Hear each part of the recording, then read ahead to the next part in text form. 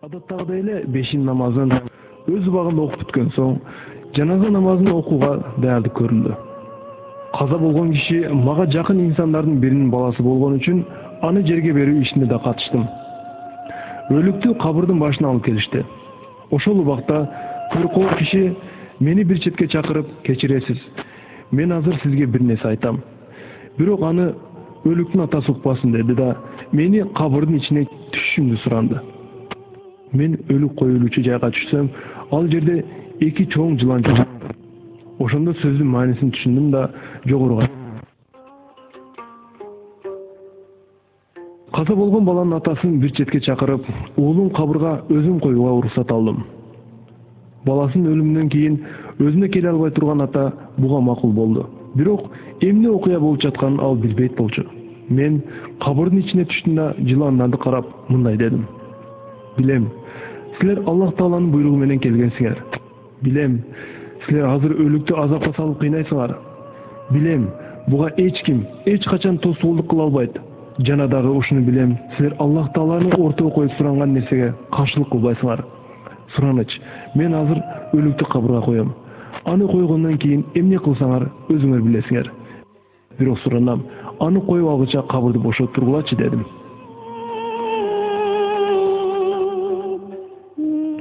Ошол убакта таң каларлуу окуя болду. Жыландар менин көзүмө көрүнбөгөн бутумдун жанында турган бир тешикке кире баштады. Бутумду бир аз өзүмө тартайын дедим эле, күтүлбөгөн жерден тешикке толук кирип кетүүгө али үлгүрбөгөн экинчи жыландын куйругу бут кийимиме тийип кетти. Мына шундук. Бут кийимимдин сыртынан аз эле сылап өтүп кетсе да, бул жыландын куйругу бүткүл денемди оорутуп жиберди. Бир азга отуруп калдым. Себеби бутум муздап калган эле. Бутумду ордунан жылдыра албай койдум. Субханаллах, азап берүүчү периштелердин сылап өтүп кеткени ушул болсо, бир аздан кийин кабырга коюлуучу жигиттин абалы эмне болот?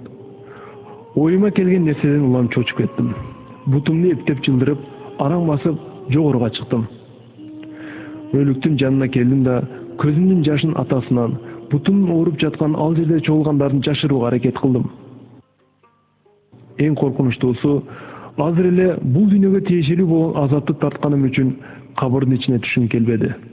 Бирок атасына сөз берип койгонум үчүн айласыздан түшүп, өлүктү жерге коюп чыктым. Чыгып келе жатканда жүрөгүм жыйрап, кабырдын ичине дагы бир жолу калдым. Жылан кейпинде келген азап периштелери кайрадан кабырдын ичинде пайда болгон эле.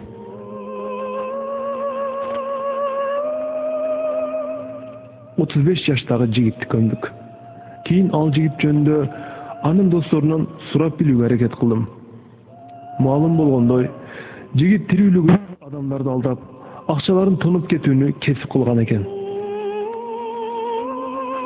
Ушул баянды уккандан кийин эки нерсеге толук жооп алгандай болдум. Кабыр азабы тууралуу ар кандай божомолдорду айтып жүргөн тарых китебинен эмес, бүгүнкү күндөн дагы өздөрүнө сабак алышы мүмкүн. Ошондой эле тирүү кезинде арам жолдор менен дүйнө чогултуп жүргөн адамдар менен акча чогултуп жүргөндөр болсо, өздөрүнүн кабырдагы абалын бир элестетип көрсүнчү.